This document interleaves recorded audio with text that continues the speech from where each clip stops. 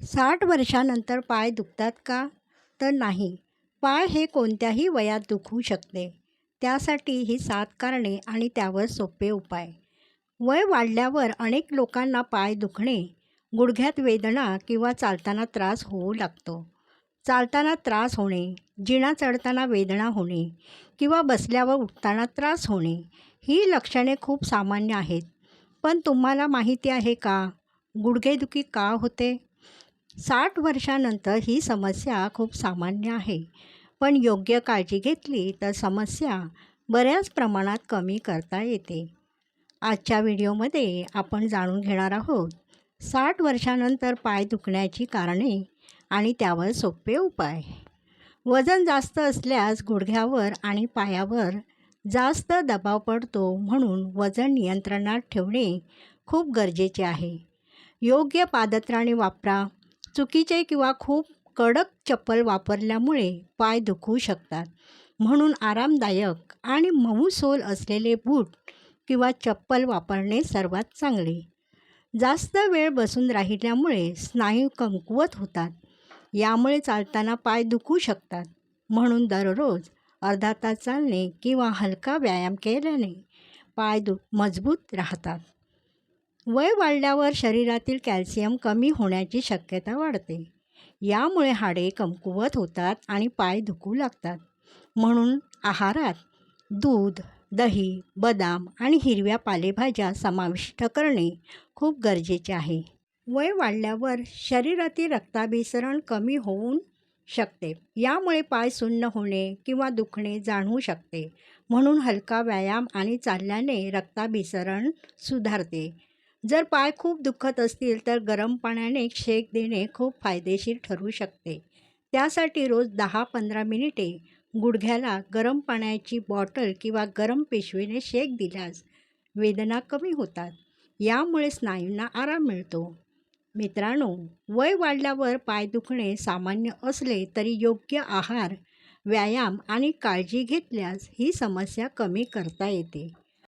पायाला सूज आल्यास रात्री झोपण्यापूर्वी 1 ग्लास गरम दुधात अर्धा चमचा हळद घालून प्यायल्यास सूज कमी होण्यास मदत होते. कोमट तिळाच्या तेलाने हलक्या हाताने गुडघ्याची मालिश केल्यास रक्तप्रवाह सुधारतो.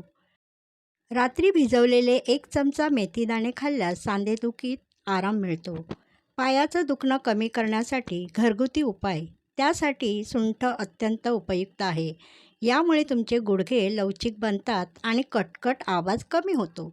रक्ताभिसरण सुधारते. सुंठ तुमच्या रक्तवाहिन्या पसरवते, ज्यामुळे पायामध्ये रक्ताचा प्रवाह सुधारतो.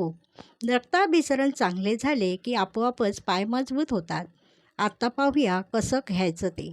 रोज 1 चमचा सुंठ पावडर अर्धा ग्लास गरम पाण्यात उकळवून घ्या. हे मिश्रण कोमट असताना दिवसाच्या कोणत्याही वेळी सेवन करा. काही दिवसातच तुम्हाला फरक जाणवेल. तुमच्या पायात हळूहळू ताकद वाढेल. पूर्वीसारखे कमकुवत राहणार नाही आणि तुम्हाला एक हलकेपणा जाणवेल. अनेकदा दूध प्यायल्यावर अपचनाचा त्रास होतो. उपाय काय? तर तुम्हाला दूध पचत नसेल तर लगेच दही वापरून पहा. बरेच लोक आंबट, शिळे किंवा बाहेरचे विकतचे दही खातात. यामुळे ॲसिडिटी, गॅस, बद्धकोष्ठता आणि जुलाब अशा पोटांच्या समस्या होतात. म्हणून घरात बनवलेले ताजे आणि गोडसर दही खाण्यात वापरा.